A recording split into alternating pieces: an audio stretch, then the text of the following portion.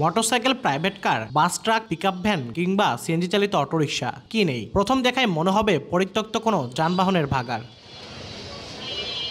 বগুড়ায় বিভিন্ন মামলায় জব্দ হয়ে বছরের পর বছর ধরে সবগুলো থানা, ডিবি পুলিশের কার্যালয় ও পুলিশ লাইন্সের মালখানা চত্বরে পড়ে আছে বিভিন্ন যানবাহন। খোলা আকাশের নিচে রোদে পুড়ে বা বৃষ্টিতে ভিজে রক্ষণাবেক্ষণের অভাবে জরাজীর্ণ হয়ে গেছে যানবাহনগুলো।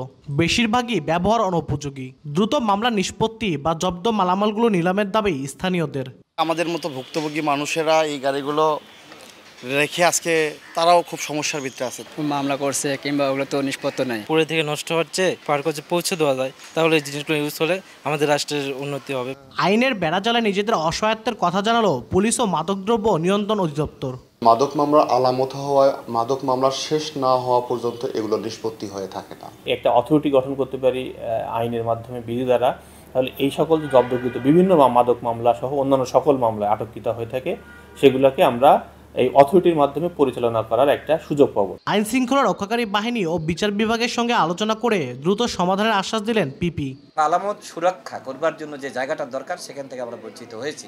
এদিকে অবশ্যই সরকার দৃষ্টি দিবেন, বগুড়ায় কোর্ট অঙ্গনে একটা মালখানা প্রতিষ্ঠিত করুক, যার মাধ্যমে কোনো আলামত, মামলার কোনো আলামত নষ্ট হবে না।